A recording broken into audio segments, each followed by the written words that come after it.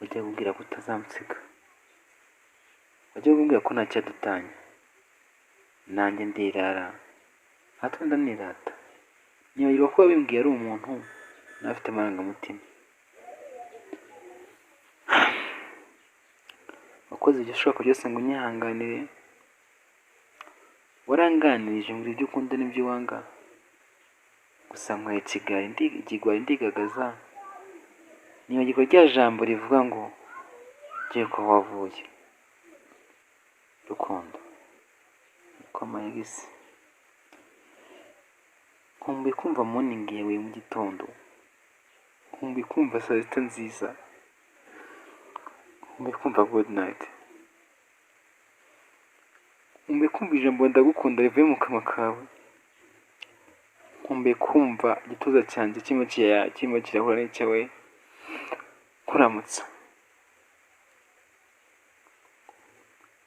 nkumbuye kubona iminwa yawe iri ku matama yanjye, kuko kwihuza n'iyanjye ibyo ntiwabikozwaga, wambwiraga ko ibyo ngibyo ari iby'abato, bato bashaka kutugwa mu bishuko.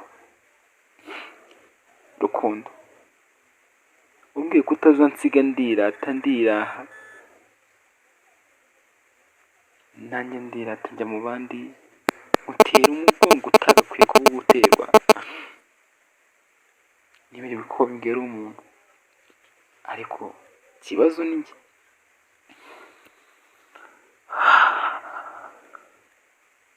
Ese basi nkubaze, irengagiza amwe mu makosa nagukoreye, usubize amaso inyuma urebe ibyiza nagukoreye, basi ungirire impuhwe bwa none. Urukundo mfite uyu munsi rufite imbaraga zirenze urwo rwashize. Ndakeka ari ubwa mbere musabye imbabazi, ndakeka ari ubwa mbere nemeye icyaha, ndakeka ari ubwa mbere nimanitse amaboko. Ese nkubaze ikibazo, ese wishimiye kubaho wenyine, cyangwa warufite reservoir ku ruhande? Sorry, unenza mu itiko, ushobora kuba utari ufite reservoir nkuko mbigukekeye, ariko nakubaje vuba. Rukundo, mfite ubwoba ko nakuzinuye neza kongera gukunda umuhungu na rimwe, kubera amwe mu makosa nagukoreye, kugutendeka, kuguca inyuma, kandi ntacyo nakuranye. Ndibuka rero mpaye kwishyira kwizana, kambwira ngo uzansaba ibyo ushaka byose, ariko abe mu mubiri wanjye. Dore kwambwira buriya ngo uno mubiri wanjye ubona, iyo umaze mwese kuwinjiramo mukahuramo, nsigaye ameze nka ya ndobo y'ibishingwe itegereze kongera kujugunywa mu undi mwanda. Rukundo,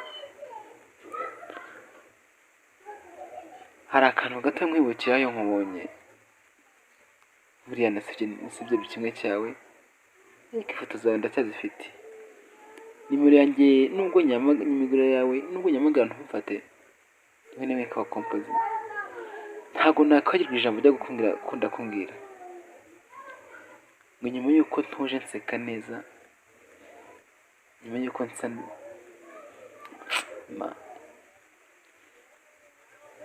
wihanganiye uko narindi, sinari umukire nk'uko abandi babishaka,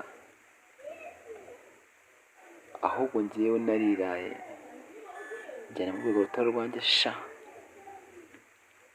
Ariko kuri ndagusaba imbabazi ngo wongere uhe akanya kanjye, umwanya wawe, umbwire ngo ndagukunda, ndakubabariye. Buriya ngo iyo urebye izuba aho rirasira mu gitondo, nibwo ubona umunsi mwiza, nibwo ubona isi nziza, kubera ko icyo gihe urengera bwaryo wahita umugongo. Ariko iyo uhindukiye ukareba uburengerazuba, ugatera umugongo uburasira bwaryo, ubona ububi bw'isi, kuko umwijima urakumurikira. Iyo ukumurikiye nibwo utangira kuvuga ati icyansubiza inyuma nkongera kubona umurasire nanone. Rukundo,